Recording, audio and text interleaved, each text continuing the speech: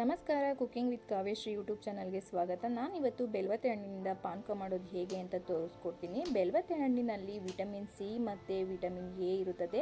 ಇದರಲ್ಲಿ ಹೆಚ್ಚಾಗಿ ಫೈಬರ್ ಅಂಶ ಇರುತ್ತದೆ. ಇದು ದೇಹಕ್ಕೆ ರೋಗ ನಿರೋಧಕ ಶಕ್ತಿಯನ್ನು ಹೆಚ್ಚಿಸಲು ಸಹಾಯ ಮಾಡುತ್ತದೆ. ನಾನಿಲ್ಲಿ ಬೆಲ್ವತೆ ಹಣ್ಣನ್ನ ಓಪನ್ ಮಾಡ್ಕೊಂಡಿದ್ದೀನಿ. ಓಪನ್ ಮಾಡ್ಕೊಂಡು ಅದನ್ನು ಜಾರ್ ಒಳಗಡೆ ಹಾಕೋತಿದ್ದೀನಿ.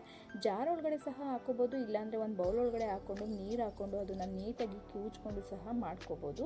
ಈಗ ನೋಡಿ, ನಾನು ಜಾರ್ ಒಳಗಡೆ ಹಾಕ್ಕೊಂಡಿದ್ದೀನಿ. ಜಾರ್ ಒಳಗಡೆ ಹಾಕೊಂಡು ಒಂದು ಸ್ವಲ್ಪ ನೀರು ಹಾಕ್ಕೊಂಡು ಅದನ್ನು ಪೇಸ್ಟ್ ಮಾಡ್ಕೊತಾ ಇದ್ದೀನಿ. ನೆಕ್ಸ್ಟ್ ನಾನು ಇವಾಗ ಒಂದು ಬೌಲ್ ಒಳಗಡೆ ಬೆಲ್ಲ ಹಾಕೋತಾ ಇದ್ದೀನಿ. ಬೆಲ್ಲನ ಕರಗಿಸ್ಕೊಳ್ಳೋಕ್ಕೋಸ್ಕರ ಸ್ವಲ್ಪ ನೀರು ಹಾಕೋತಾ ಇದ್ದೀನಿ.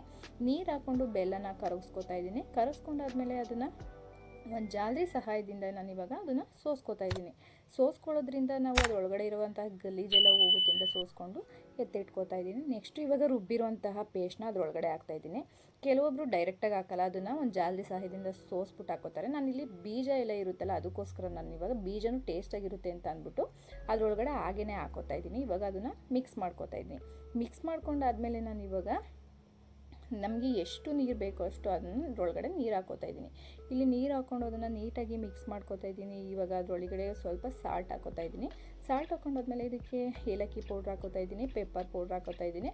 ಹಾಕ್ಕೊಂಡು ಚೆನ್ನಾಗಿ ಮಿಕ್ಸ್ ಮಾಡ್ಕೋತಾ ಇದ್ದೀನಿ. ನೆಕ್ಸ್ಟ್ ನಾನು ಇವಾಗ ಸಬ್ಜಾ ಸೀಡ್ಸ್ನ ನೆನೆಸಿದ್ದೆ, ಅದನ್ನು ಹಾಕೋತಾ ಇದ್ದೀನಿ. ಹಾಕ್ಕೊಂಡು ಮಿಕ್ಸ್ ಮಾಡಿಕೊಂಡ್ರೆ ಟೇಸ್ಟ್ ಅಂತೂ ತುಂಬ ಚೆನ್ನಾಗಿದೆ. ಇವಾಗ ನೋಡಿ, ಈ ರೀತಿ ನಾನು ಪಾನಕನ ರೆಡಿ ಮಾಡಿದೆ.